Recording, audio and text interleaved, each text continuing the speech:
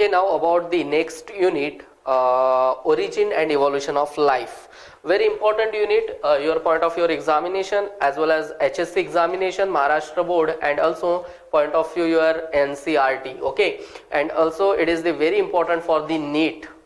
Now about the next unit, start कर रहे अपन origin and evolution, origin and evolution of life. Very important unit. This is called as the origin and evolution of life. Here are very important about this unit. यानी कि एक तरीके से देखा जाए this unit are very important your examination point of view. First all things. Okay. First of things, it is the very important. Now it is the before millions years ago in the particularly your universe, obviously everywhere is this scattered. Okay, Big Bang theory वगैरह हुआ था. Then also here are the particularly some special creations theory. किसी ने कहा कि living things से living things बनता है, किसी ने कहा कि नॉन लिविंग थिंग्स से लिविंग थिंग्स बनता है. ओके, सम थेरीज है यहाँ पर.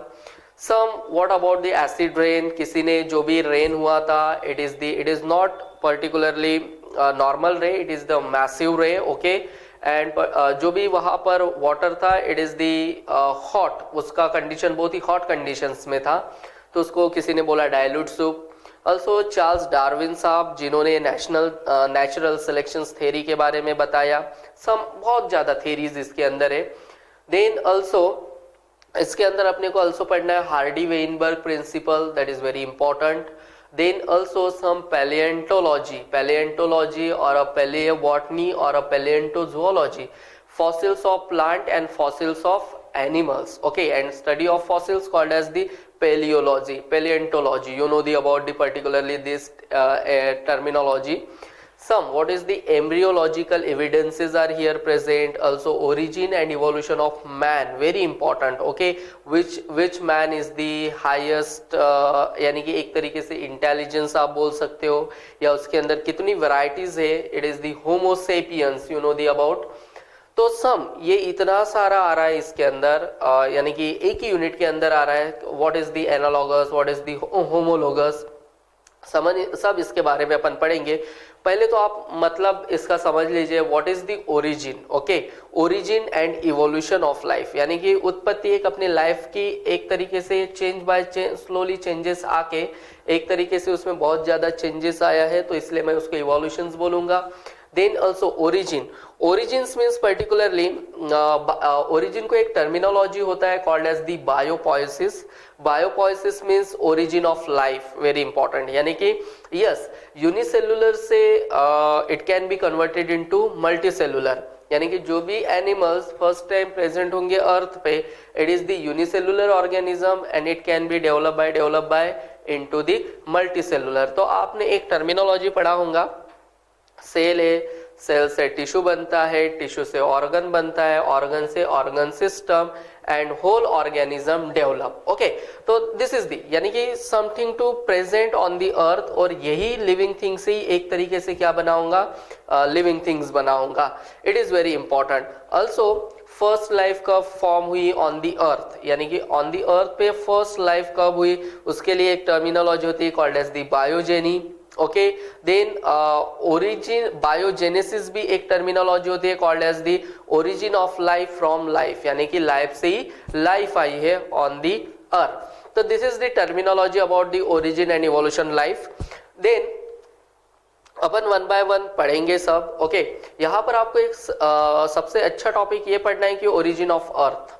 ओके, आपने जियोग्राफी में पढ़ा होगा, क्लियर है, बहुत ज्यादा पढ़ा होगा आपने कि सोलर सिस्टम बनी थी, फिर उसके आजू बाजू में सम बॉडीज घूमी थी. Okay, according to centripetal force. तो it is the a lot of there is the things are present. Okay, तो मैं शुरुआत करूंगा एक तरीके से ओरिजिन ऑफ अर्थ से. ओके, देन धीरे धीरे अपन किस पे आएंगे, ओरिजिन ऑफ लाइफ. तो this is about the just introductions about the particularly origin and evolution of life. One by one start करते हैं. About the origin and evolution of life.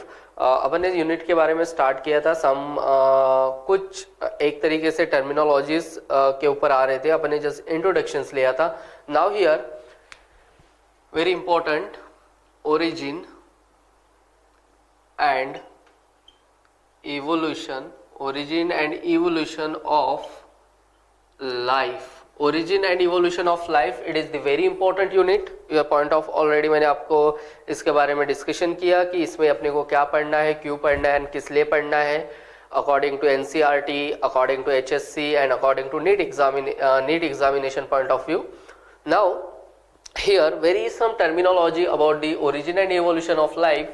first you know the about the biopoiesis, that is biopoiesis, that means particularly biopoiesis, it is the origin of life। इसको क्या कहा जाता है? origin of life on the earth, यानी कि इसका एक origin start हुआ है कहाँ पर? अर्थ पे, तो that is called as the biopoiesis, origin of life। now about the second, biogeny, very important, biogeny। biogeny means origin of first life, origin of first life, यानी कि एक तरीके से origin of first life and origin of life on the earth। okay, so this is very important about terminology, biopoiesis and biogeny। then about the biogenesis, biogenesis it is also very important, origin of life from life। okay, origin of life from life, यानी कि कहाँ से आई है? Life से ही life बनी है। Okay, तो Huxley and Harvey ने एक वर्ड यूज किया था अबाउट दी ओमनी वाइवम ई विवो। ओके, यानी कि life come from pre existing cell on the earth. तो this is about the particularly some terminology about the biopoiesis. Already आपके पास लिखा है मैंने, origin of life, biogeny means origin of first life and biogenesis means origin of life from life. तो आप इसमें एक वर्ड याद रख सकते हो, ओमनी, मैं लिख देता हूं आपको, ध्यान में रहेगा, ओमनी वाइवम ई विवो। तो this is the terminology, means particularly क्या, ये हक्सले एंड हार्वे ने दिया था। ओके, इन्होंने क्या बोला कि life comes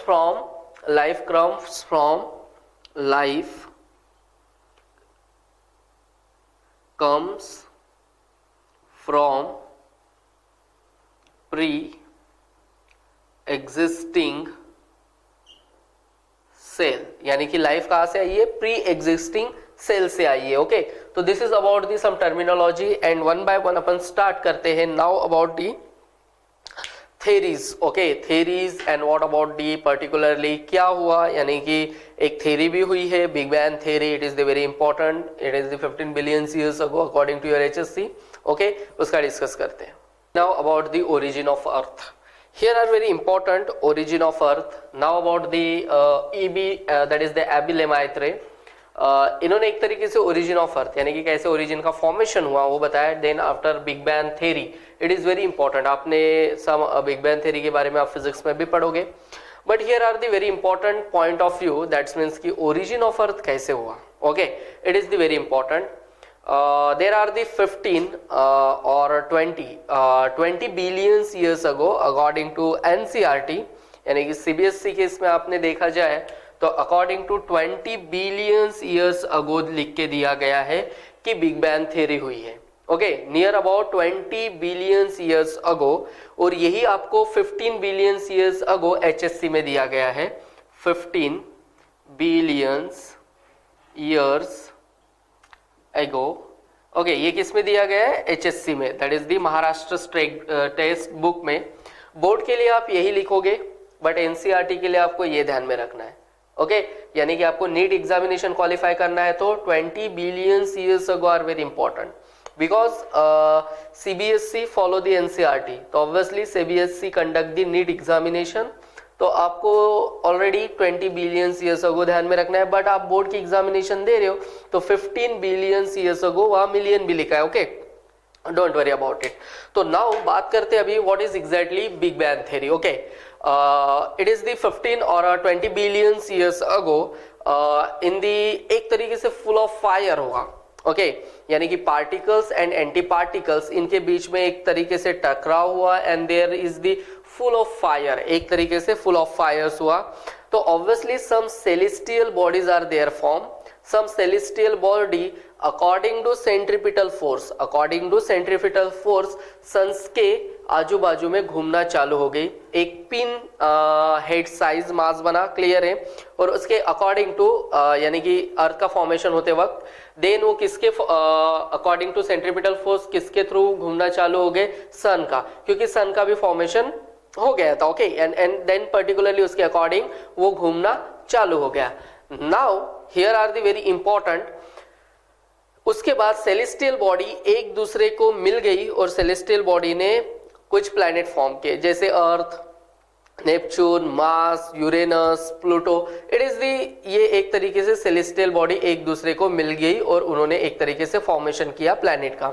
now also 4.5 billions, okay, 4.5 billion years ago earth का फॉर्मेशन हुआ, ये तो 4.5 बिलियन ईयर्स अगो किसका फॉर्मेशन हुआ, अर्थ का फॉर्मेशन हुआ, बट आपके HSC में लिखा है, HSC में लिखा है 4.5, ओके, 4.6 लिखा है, सॉरी 4.6 बिलियंस, यानी कि HSC बोलती है 4.6 बिलियन ईयर्स एंड आपकी NCERT बोलती है कितना, 4.5 बिलियन ईयर्स अगो किसका फॉर्मेशन हुआ, अर्थ का। Now there is the a lot of rain are there occur, और it is not a normal rain, it is the massive rain, okay, तो it is, and particularly this rain and particularly present on the earth, और present on the earth, it is the lot of temperature are there present, okay, बहुत ज्यादा वो temperatures था, तो वो gradually एक तरीके से क्या हुआ, कूल डाउन हुआ नेचुरली एंड ग्रेजुअली वो एक तरीके से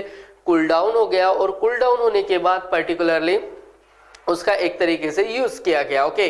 then also very important about this, ये फैक्टर्स के बाद अर्थ क्रस्ट का फॉर्मेशन क्लियर है, फिर सीक्वेंस के हिसाब से देखा जाए तो लिथोस्फीयर का फॉर्मेशन हुआ, एटमॉस्फेयर का फॉर्मेशन हुआ एंड हाइड्रोस्फीयर का फॉर्मेशन हुआ, क्योंकि ऑब्वियसली एटमॉस्फेयर भी फॉर्मेशन होना जरूरी था, ओके, तो this is very important about this fact, okay. Now one by one अपन अभी स्टार्ट करते हैं। मैंने यहाँ ऑलरेडी आपको जितना भी बताया सब कुछ यहाँ पर बोला है, okay. Big bang theory already Abbe Lemaitre, ये आपके HSC में नहीं दिया गया बट NCERT में दिया गया, okay, big bang theory. Now according to this everything present in the universe was conscious into the pin head size mass until about 20 billion years ago, okay, 20 billion years ago when a sudden large fiery explosion took place called as the Big Bang, यानी कि एक तरीके से क्या हुआ है, fiery explosion हुआ है, तो अपन ने उसको क्या कहा है, बिग बैंग थ्योरी। कब हुआ, तो 20 बिलियन ईयर्स अगो यूनिवर्स में, okay. Then formation of big gaseous cloud with many celestial body, yes, celestial body का फॉर्मेशन हुआ and element called as the solar nebula, और उसको क्या बोला गया, solar nebula, and called as the solar nebula, called as the solar nebula. Now here big bang, यहाँ पर आपको ध्यान में रखना है कि celestial and element called as the solar nebula.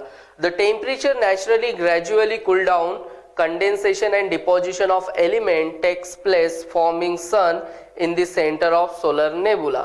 कहाँ पर, तो सेंटर ऑफ सोलर नेबुला में formation due to gravitational pull of sun, obviously gravitation के अकॉर्डिंग ही वो फॉर्म हुआ होगा, okay.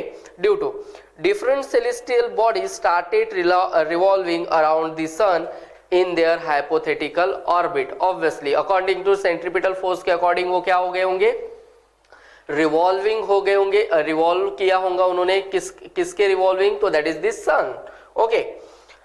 gradually deposition of element continue leading to the formation of present day planet of solar system. Obviously gradually deposition of element हो गया और ये continue रहा और लीड किया उसने formation of present day planet of solar system. Okay यानी कि एक तरीके से वो प्लैनेट, अपन किस प्लैनेट में रह रहे तो अर्थ प्लैनेट पे, तो ऑब्वियसली उसके ऊपर कुछ डिपोजिशन हो गया एलिमेंट का और उसका एक तरीके से formation. Now as the earth was found 4.5 billion years ago, very important, 4.5 according to NCERT. NEET के लिए आपको क्या याद रखना है, 4.5 billion years ago the heavier element iron nickel deposited in the center. yes, जो भी एक तरीके से हेवियर एलिमेंट है iron nickel deposited in the centre, वो कहा डिपॉजिटेड हुए, सेंटर में डिपॉजिटेड हुए. बट आपको एचएससी के अकॉर्डिंग कितना याद रखना है, 4.6 billion years ago. Okay now the center forming core of the earth while the lighter one deposited towards the earth crust. Very important, the center forming core of the earth obviously while the lighter one deposited towards the earth crust forming lithosphere. The lightest element from the earth, यानी कि एक तरीके से lightest element का formation हुआ. Okay now about the very important, यानी कि आप यहाँ पर एक तरीके से याद रख सकते हो कि सीक्वेंस ऑफ फॉर्मेशंस में आप देख सकते हो. तो पहले क्या बना है, lithosphere, then atmosphere, then hydrosphere. Okay यानी कि एक का फॉर्मेशन हो गया. The lightest elements form of the earth, यानी कि लाइटेस्ट एलिमेंट का भी फॉर्म हो गया था अर्थ पे. तो अपन ये बोल सकते हैं कि lithosphere, atmosphere and hydrosphere. Okay तो this is just what is the big bang theory, कब हुआ, अर्थ का फॉर्मेशन कब हुआ, ये सब कुछ मैंने बता दिया. नाउ अबाउट द, अपन चलते हैं one by one about the theories. Now about the origin of life. Okay very important, one by one चलते हैं अभी. origin of life. Okay, origin of life on the earth, process called as the protobiogenesis. Now about the origin of life on the earth called as very important, called as the protobiogenesis. Very important terminology, protobiogenesis. Okay, protobiogenesis, it is the origin of life on the earth called as the protobiogenesis. Okay, एक आपके इसमें दिया गया है कि particularly about some theories के बारे में दिया गया है कि हाउ मेनी थेरीज, बहुत ज़्यादा थेरीज अपने को इधर पढ़ना है. हो सकता है कि आपको ये थोड़ा कंफ्यूज भी लगे, बट आप अच्छे से अंडरस्टैंड करिएगा. Now also first about the theory of special creation. Protobiogenesis क्या है, तो process of life formation, it is called as the process of life formation called as the protobiogenesis, और the origin of life on the earth called as the protobiogenesis. Now also it is the, ये तो point आपके लिए बहुत ही important है, आप हमेशा ध्यान में रखिएगा इसके बारे में. Terminology are very important here. Protobiogenesis also follow the protobiogenesis. Now one by one a lot of theories are discussion करेंगे. Theory of special creation. Now the theory, first theory called as the theory of special creation. Theory of special creation, यानी कि एक तरीके से special formation, कुछ तो भी form हुआ था. ओके नाउ फर्स्ट डे, अभी एक साइंटिस्ट थे, that is called as the scientist, it is not scientist but it is the father Suarez. Okay father Suarez. Okay father Suarez ने क्या कहा था कि पर्टिकुलरली आपके बुक में भी दिया गया है in the, it is the Spanish monk, और उनको वहां पर कहा गया है Suarez. Okay Spanish monk father Sudrege,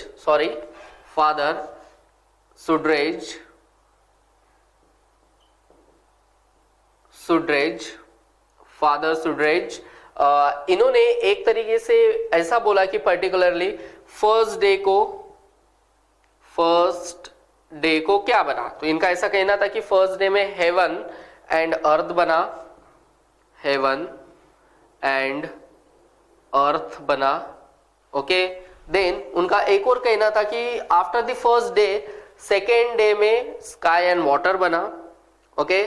second day में क्या बना, स्काई एंड वाटर बना, sky and water, okay,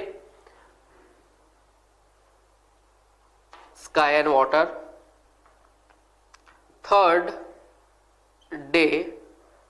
day में उनका ऐसा कहना था स्काई एंड वाटर तो बन गया, ओके, लैंड एंड प्लांट्स बने, लैंड्स एंड प्लांट्स बने, okay. Then fourth day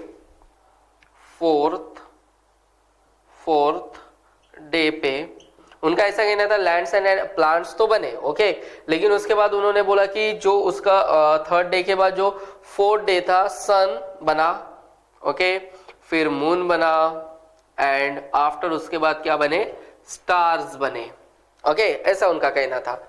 now fifth day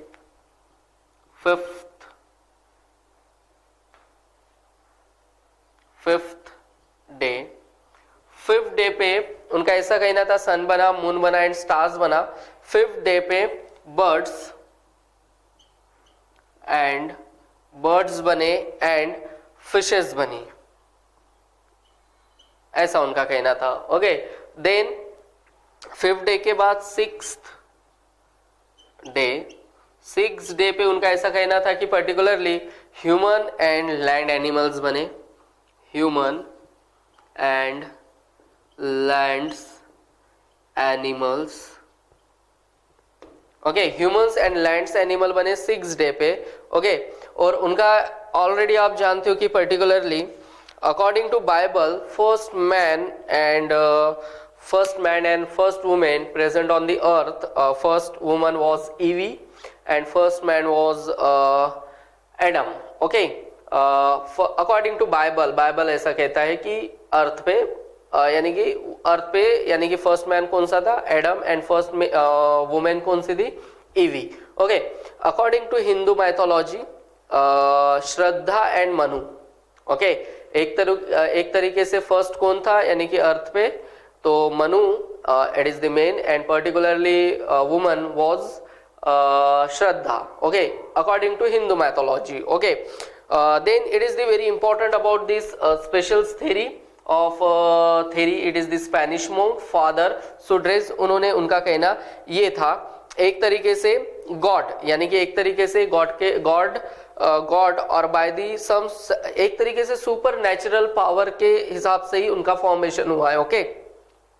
According to this theory, the living beings on the earth were created by God or by the supernatural powers, यानी कि उनका ऐसा कहना था कि God ने बनाया एक तरीके से सुपर नेचुरल पावर्स के अकॉर्डिंग किस पे प्रेजेंट है, अर्थ पे प्रेजेंट है, okay. Okay, now after the rejection of first theory,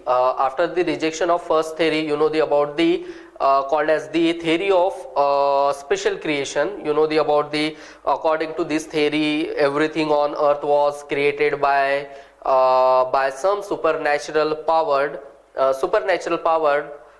by the God. Okay, you know about the first day, second day, third day, fourth day, fifth day, sixth day में तो उन्होंने पूरा यानी कि universe का एक तरीके से फाइंड किया था, यानी कि ऑब्वियसली इसका एक तरीके से प्रोड्यूस हुए थे, ऐसा किसने बताया, father Suarez, okay, Suarez. Then now about the theory of panspermia and cosmosaic theory, it is also very important, okay।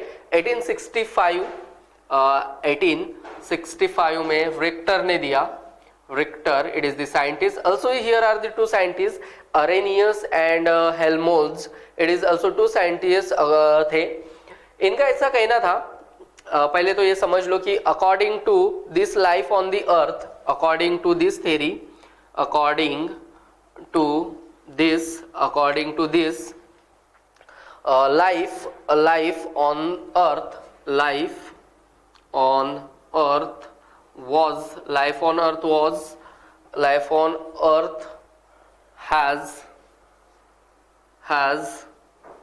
has come from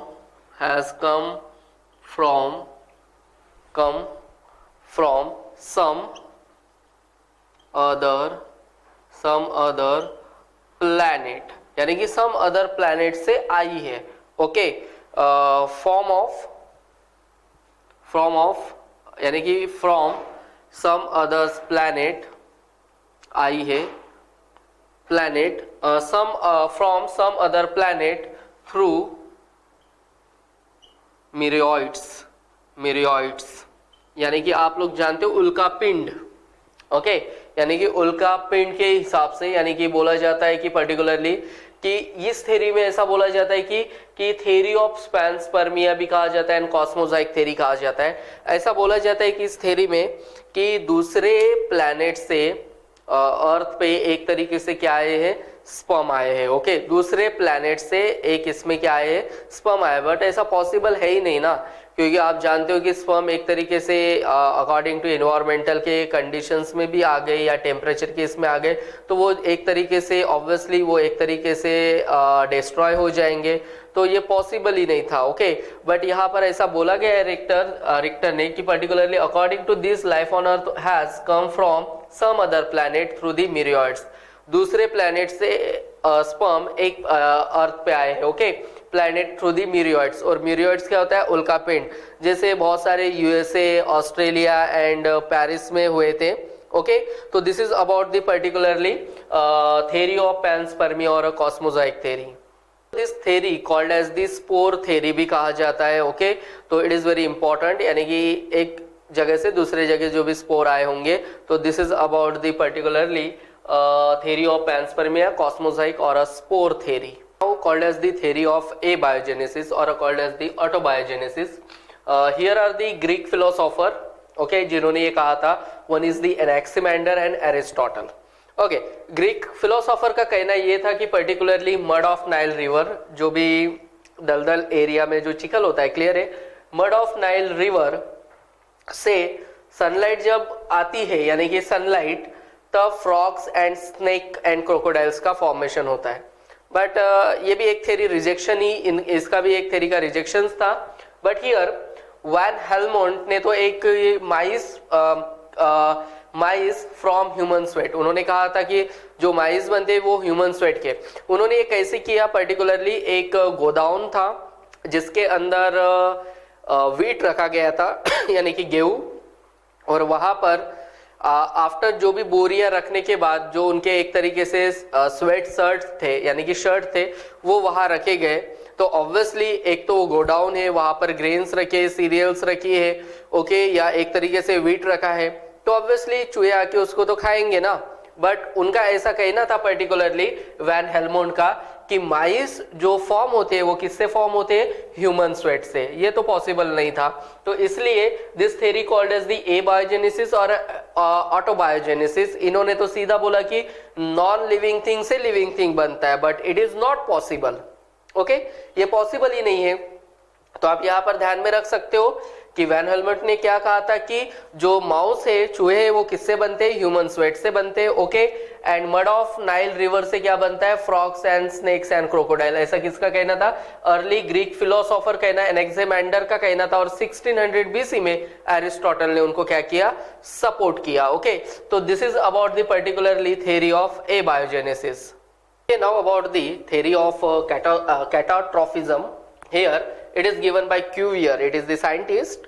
According to this theory, or everything on earth gets destroyed after the time period.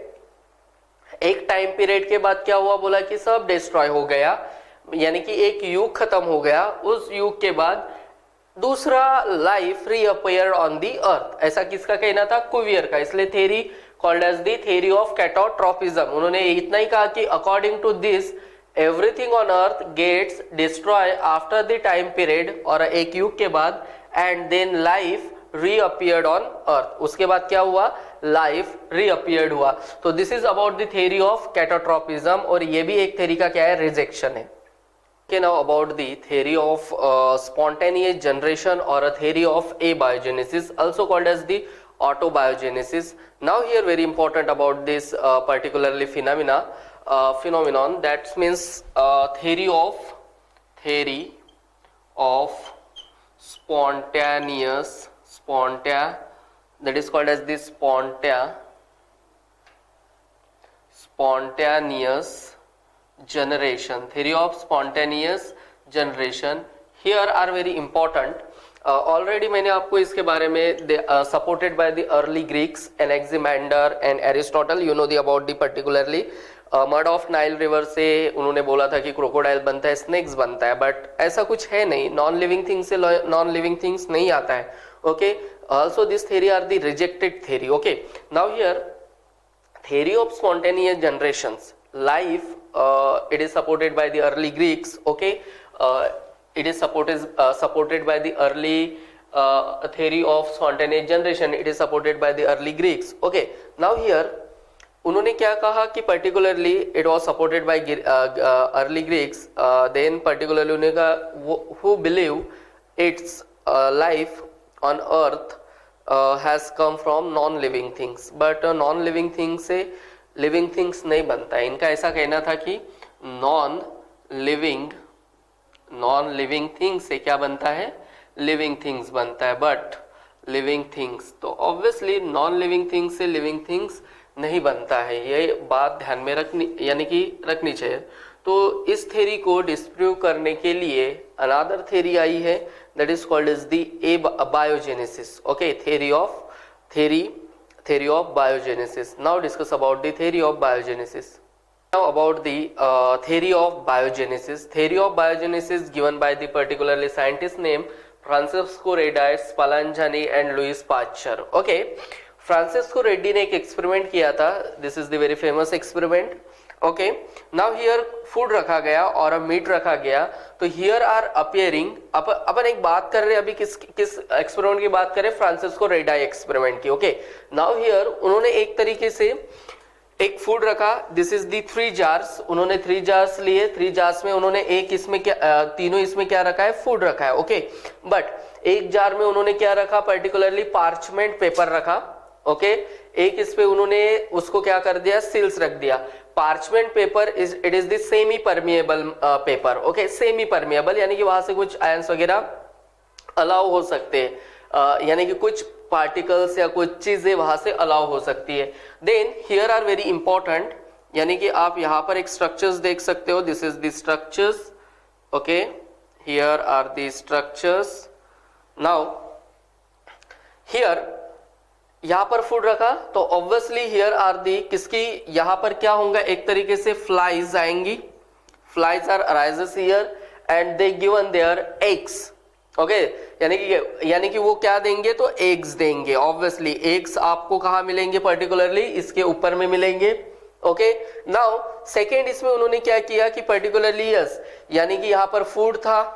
Okay, food था और वहां पर eggs मिले तो obviously उनकी growth होंगी, जो भी यानी कि फ्लाइज है उनकी ग्रोथ हो जाएंगी लार्वल कंडीशन से, फिर उनका यानी कि प्रोडक्शन हो जाएगा. नाउ हियर यहां पर क्या रखा गया, बॉयल मीट रखा गया. अभी बॉयल मीट यानी कि पर्टिकुलरली इससे क्या हुआ, पर्टिकुलरली माइक्रो ऑर्गेनिज्म पूरा क्या हो जाएंगे, डेथ हो जाएंगे. ओके, नाउ यानी कि यहां पर रहेगा ही नहीं, तो that is the boil meat. But यहां पर उसको ढक दिया गया पार्चमेंट पेपर से, और parchment papers it is the semi permeable paper. Okay, तो नाउ हियर यानी कि यहां पर ऑब्वियसली सेमी परमिएबल है तो वहां से स्मेल वगैरह जाएंगी. ओके, यहां पर flies are arises and they give eggs, they given eggs particularly about this side, यानी कि उन्होंने यहां पर क्या दे दिए, पर्टिकुलरली एग्स दे दिए. ओके, तो ऑब्वियसली स्मेल से तो वो आ गए. ओके, बट यहां पर क्या मिला, this is the eggs. Okay, eggs तो मिल गए अभी, बट अभी भी वो थोड़ा कंफ्यूज थे. ओके, कौन, that is called as the Francisco Redi है. तो उन्होंने एक इसमें इसको सील किया. ओके, सील किया एक जार को और उसके ऊपर में मीट रखा गया. बट यहां पर no flies and no eggs, यानी कि ऑब्वियसली ये एक तरीके से क्या था, सील्स था. ओके, तो उनका ये कहना था कि पर्टिकुलरली अभी ये एक तो नॉन लिविंग थिंग्स था, तो नॉन लिविंग थिंग्स से लिविंग थिंग्स पॉसिबल नहीं है. स्पालेंजेनी का भी यही कहना था. फिर आते हैं अपने लुइस पास्चर साहब के पास. उन्होंने बहुत अच्छे से एक्सपेरिमेंट बताया लुईस पास्चर साहब ने, जिनका एक्सपेरिमेंट वेरी फेमस है, called as the swan necks experiment. About the before start Louis Pasteur's experiment called as the swan neck flask experiment, talk about the Spallanzani. First talk about the Spallanzani. Spallanzani also give also उन्होंने भी दो jar लिए थे. दो jar में obviously there is the yeast broth रखा था. First open रखा था तो there is the flies are appears. Okay, there is the flies और microbial there is the production of the microbial growth, यानी कि देर कंटिन्यूस माइक्रोबियल ग्रोथ की microbial growth हो रही थी. बट उन्होंने नेक्स्ट जार में क्या किया, उसको सील किया और सील करने के बाद वहां पर there is the no growth, यानी कि वहां पर ग्रोथ ही नहीं हुई. ओके, माइक्रोबियल ग्रोथ एक जार में हुआ, दूसरे जार में नहीं हुआ. Now about the flask swan neck flask experiment by the Louis Pasteur. एक किन्होंने दिया तो that is the Louis Pasteur. उन्होंने एक यहाँ से जो एक फ्लास्क है उसके जो एक तरीके से नेक है उसको थोड़ा उन्होंने मोड़ दिया. ओके, तो that is called as the swan neck flask experiment. Okay, उन्होंने ईस्ट ब्रॉथ रखा. ओके, और यहाँ से उसको एक तरीके से मोड़, यानी कि थोड़ा सा उसको टिल्ड एक तरीके से मोड़ दिया और ऊपर से उसको एयर कांटेक्ट में रखा. तो obviously micro organism present in the air because omni present, they are the omni present micro organism present everywhere. Now here air are contact in this particularly area, तो obviously there is the growth, क्योंकि here are the food उसको मिल रहा है, तो obviously उसकी क्या होंगी, माइक्रोबियल ग्रोथ होंगी. तो ये एक तरीके से दो साइंटिस्ट में बताने के बाद फ्रांसिस्को रेड्डाई यानी स्पालेंजी, उसके बाद जो अच्छे से बताया था वो किसने बताया था, लुईस पास्चर ने. तो Louis Pasteur disproving the theory of abiogenesis. Okay, total 100% credit given the credit to disproving the theory of abiogenesis, यानी कि आपको क्वेश्चन पूछा जाए who is the given the credit who is the given the credit to disproving the theory of abiogenesis, तो it is the Louis Pasteur, very important. तो obviously theory of abiogenesis क्या हुआ था, एक तरीके से डिस्प्रूव हुआ था. ओके, लुईस पास्चर उनको क्रेडिट तो मिला. Okay, it could not, but उन्होंने it could not explain the continuation of life, but it could explain the continuation of life, not the origin of life. but उन्होंने बात की किसकी किया है, it could explain, very important, it could explain continuity of life, but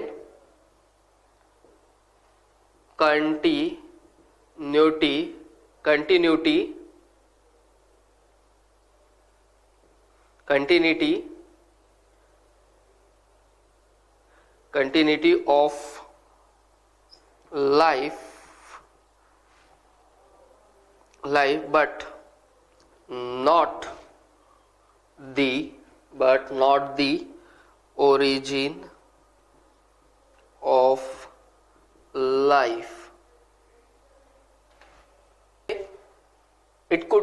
It could explain the continuity of life but not the origin of life. बात किसकी चल रही थी, origin of life की. तो origin of life के बारे में किसी ने नहीं बताया और एक continuity of life के बारे में बताया, यानी कि continuous life it can be grow.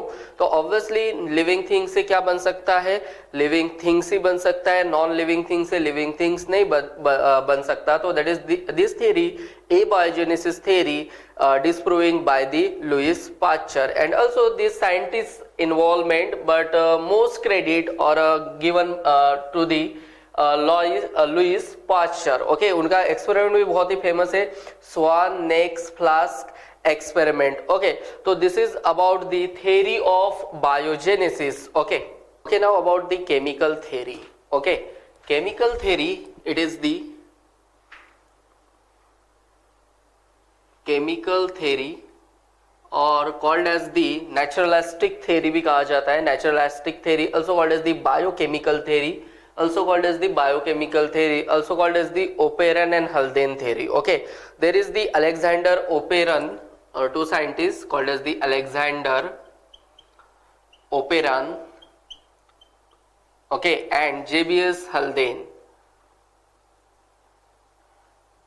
JBS Haldane. This is the two scientists, यानी कि Alexander Oparin and JBS Haldane. It is the two scientist जिन्होंने केमिकल थ्योरी के बारे में बताया है. Now about the it is also called as the Oparin and Haldane hypothesis. Okay, now here very important, it is the very important. उन्होंने एक तरीके से बोला कि particularly जो भी एक हाईली रिएक्टिव एलिमेंट है, highly reactive element present on the earth. Okay, some iron, Fe and nickel, it is the present in the center.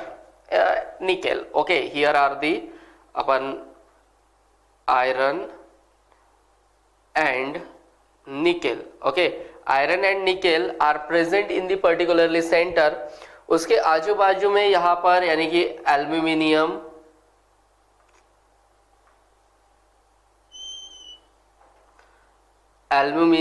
phosphorus and sulfur.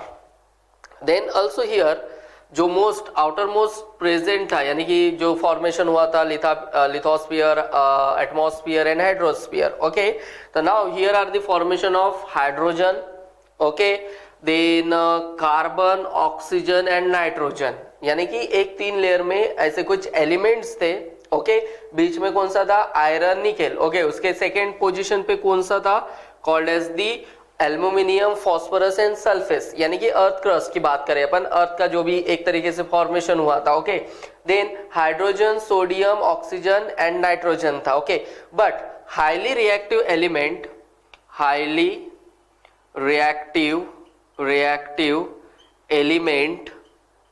Reactive element and most abundant element is hydrogen, यानी कि सबसे ज्यादा most abundant कौन सा element था? तो hydrogen था. Hydrogen are very important here. Okay, जैसे हाइड्रोजन है तो obviously it is the highly reactive है, तो ये एक तरीके से कार्बन के साथ कंबाइन हुआ, तो उसने फॉर्म किया CH4. It is the methane, it is the gas. क्या फॉर्म किया उसने? मीथेन किया. Then this hydrogen it can be mix with the oxygen, यानी कि एक तरीके से ऑक्सीजन के साथ कंबाइन हुआ तो ऑब्वियसली वो क्या बनाएगा? वाटर, और मैं उसको क्या बोलूंगा? H2O. तो that is called as the water vapour. क्या बोलेंगे उसको? वाटर वेपर बोलेंगे. Now this hydrogen also combine with the nitrogen, तो this is called as the particularly, यानी कि एक तरीके से वो किसके साथ कंबाइन हुआ? अमोनिया, यानी कि नाइट्रोजन के साथ. तो उन्होंने क्या फॉर्मेशन किया? NH3. मैं बोलूंगा अमोनिया. तो obviously highly reactive element present on the अर्थ क्या था? एक तरीके से दिस इज द हाइड्रोजन, और हाइड्रोजन एक तरीके से क्या हुआ है? रिएक्टिव भी था, एक तरीके से हाईली रिएक्टिव एलिमेंट था. Obviously this is phenomena are very important here. highly reactive element and most abundant element is a hydrogen present, and particularly वहां से ही ये एक तरीके से रिएक्ट हुआ किसके साथ? कार्बन के साथ, तो मीथेन बनाया. ऑक्सीजन के साथ वो कंबाइन हुआ तो वाटर वेपर बनाया. And there is the no water, only there is the water vapour. Then hydrogen के साथ नाइट्रोजन के साथ कंबाइन हुआ तो क्या बना? Ammonia. Okay, now about the some point discuss about this theory, or this theory propose the following point. Now here this theory proposing the following point: the primitive earth atmosphere did not contain free oxygen and was therefore, यानी कि एक तरीके से 4.6, okay, according to your NCERT 4.6 billion years ago अर्थ का discover हुआ है. according to NCERT 4.5 billion years ago.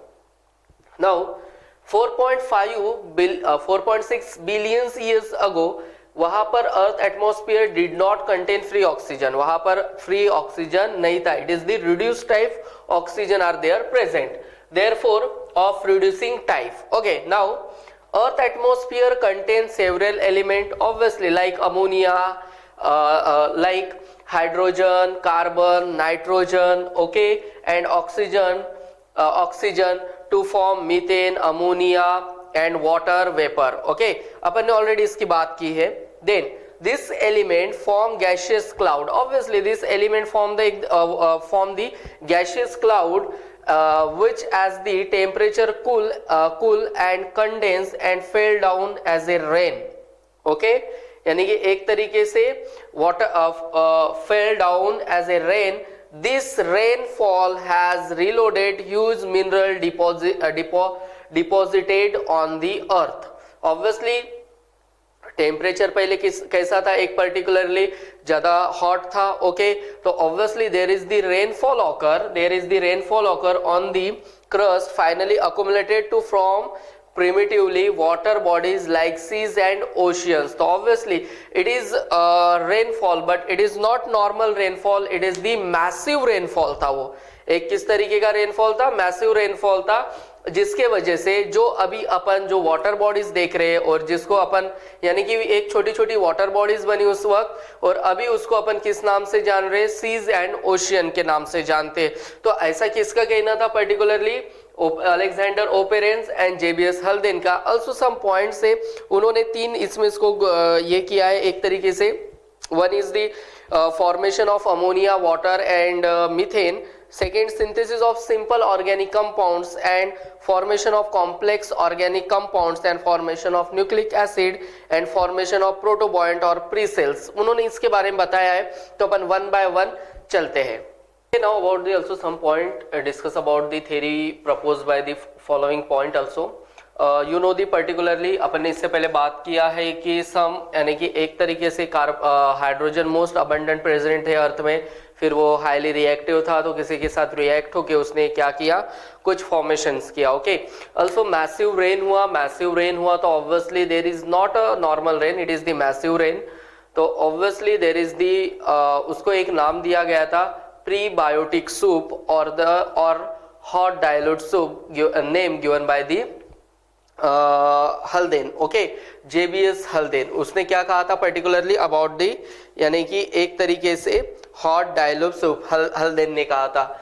Now as there was no free oxygen, obviously आप जानते हो कि ऑक्सीजन वहां पर नहीं था. There was no ozone and hence ultraviolet rays from sun could reach the earth surface surviving as a source of energy. तो obviously there is the no ozone layer formation. तो there is no ozone layer formation, तो obviously there is ultraviolet radiation, it could reach on the earth. Okay, सीधा कहाँ पर आएंगे, अर्थ पे आएंगे और अर्थ पे आने के बाद obviously they surviving as a energy. Surviving यानी कि वो वहाँ है तो सोर्स ऑफ एनर्जी मिल गया. Within the water bodies, environmental condition must have favored the formation of micromolecule. Obviously environmental condition must have favored then formation of micromolecules like amino acid, fatty acid. These micromolecules would have aggregated and forming macromolecules. Obviously पहले कौन बने होंगे, micromolecules, and these micromolecules form the macromolecules like proteins and lipids. Okay, so this is the formation of organic compounds. Okay, then here formation of protein is believed to be most crucial step in origin of life. Obviously protein, it is the most formation of protein is the believed to be most crucial step in origin of life. Then some of the protein must have acted enzymatically and catalyzed the other reaction. Obviously all protein हर enzyme, एक statement दिया जाता है particularly about the given in your text book. Okay, all enzymes are protein but all protein are not enzymes. Okay, यानी कि protein एक तरीके से यहाँ पर बोला जाता है कि some of the protein must have acted enzymatically and catalyze the other reaction, यानी कि उसका क्या करेंगे, वो ब्रेक डाउन करेंगे. तो this is the very important about. Operon ने अपनी एक बुक भी लिखी है ओरिजिन ऑफ लाइफ और उन्होंने कहा कि abiogenesis first and biogenesis after. Abiogenesis पहले हो रहा है और उसके बाद बायोजेनेसिस पहले हो रहा है. ओके, देन उसके बाद क्या हो रहा है, बायोजेनेसिस हो रहा है. तो पहले नॉन लिविंग थिंग्स आया था, फिर उसके बाद क्या आया था, लिविंग थिंग्स आया था. Okay, now aggregation of various macromolecules have form primitive prokaryotes, obviously. तो आप समझ सकते हो कि यहाँ पर जो प्रोटीन का फॉर्मेशन हुआ था, इट इज वेरी इंपॉर्टेंट ना, it is the very crucial, it is the very important. Formation of protein is believed to be most crucial step in origin of life. So that means particularly aggregation of various macromolecules would have formed primitive prokaryote which could later evolve into the eukaryotes. यानी कि पहले formation किसका हुआ, prokaryotics का, उसके बाद किसका हुआ, यूकैरियोटिक का। बट जो भी प्रोटीन्स थे ऑब्वियसली एग्रीगेशन ऑफ वेरियस, जो भी मैक्रोमोलिक्यूल्स थे वो एक तरीके से उन्होंने फॉर्म किया किसको, primitive prokaryotic, and prokaryotic form यानी कि प्रोकैरियोटिक के बाद फॉर्मेशन हुआ यूकैरियोटिक्स। तो this is about the particularly Oparin and Haldane theory. Complex organic substance के बारे में दिया गया, सिंपल सब्सटेंस के बारे में दिया गया है, सब कुछ चीजें दिया गया है, आप देख सकते हो। ओके, तो this is about the Oparin and Haldane theory.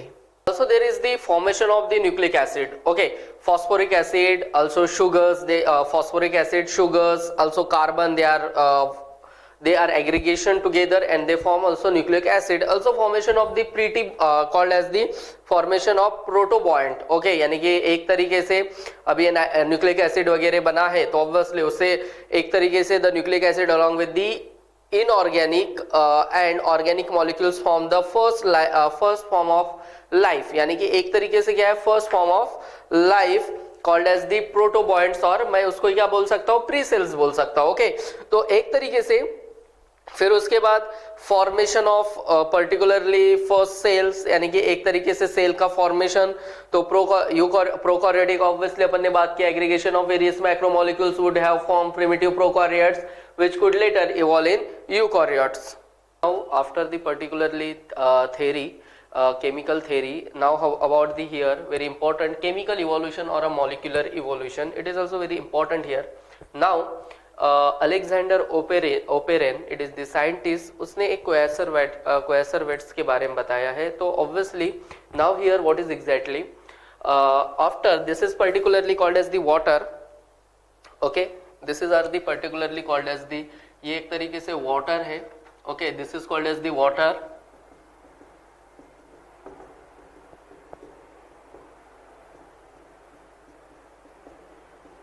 This is called as the water. Then also there is the arrangement of macromolecules. Okay, and this is called as the particularly, मैं इनको क्या बोलूँगा, एक तरीके से macromolecules. This is called as the macromolecules.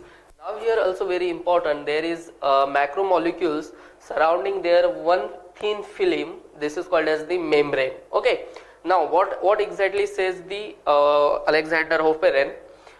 It has been presumed macromolecules formed on earth must have aggregated forming macromolecules. Obviously छोटे छोटे micromolecules होंगे, वो मिले होंगे and then form the macromolecule. Okay, now also these macromolecules would have later interacted forming the protocells or a pre-cells, यानी कि प्रोटोसेल्स का और प्रिमिटिव टाइप सेल्स का फॉर्मेशन हुआ होगा और प्री सेल्स का फॉर्मेशन हुआ होगा, जिससे लाइफ एक तरीके से आगे बढ़ी होंगी या फॉर्म हो गई होंगी।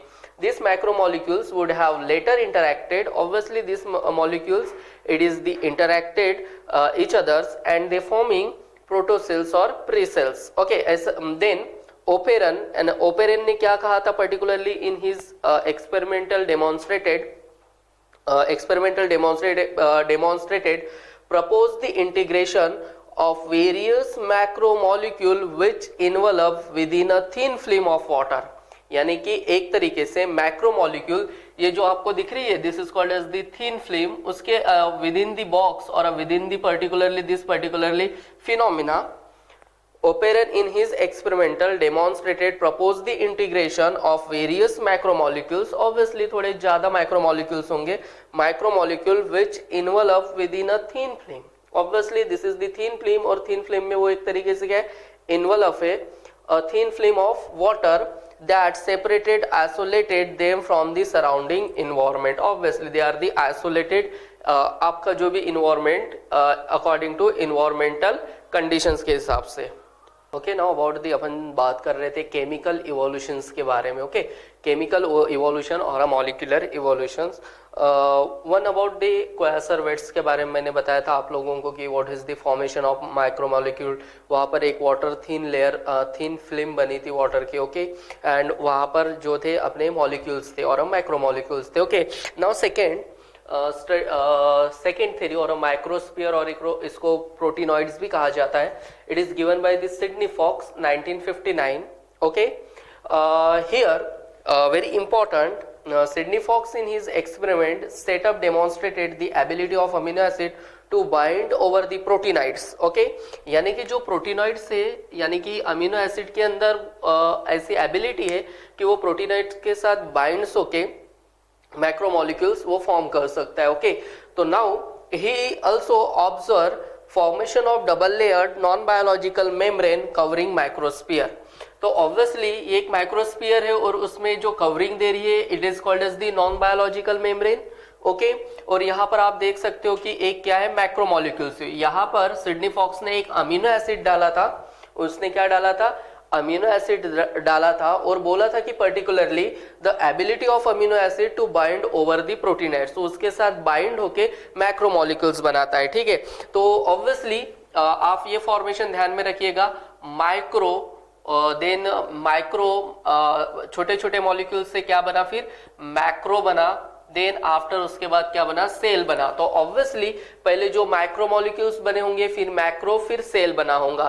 तो दैट्स मीन्स यहाँ पर भी आप अच्छे से ध्यान में रखिएगा कि सिडनी फॉक्स ने यहाँ अमीनो एसिड डाला था और अमीनो एसिड डालने के बाद जो कि macro molecules already are here present, तो उसके साथ वो एक तरीके से ये बाइंड हो जाएगा प्रोटीनाइड के साथ and they form the macromolecules. Okay, तो this is the theory, microsphere theory of the Sidney Fox given by the Sidney Fox. Now about the third, biological evolution, very important also. Third, it is called as the biological evolution. Obviously it is also very important point of view of your examination. Biological evolutions, what is exactly biological evolutions? That means the first life form on the earth, or mostly first life form, it is the marine heterotrophic, marine और एक तरीके से heterotrophic, as they dependent on the surrounding substances for the food.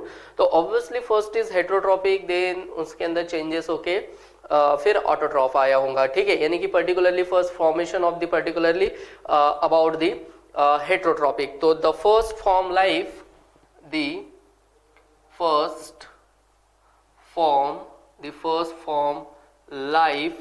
first form life mostly marine. The first form of life, there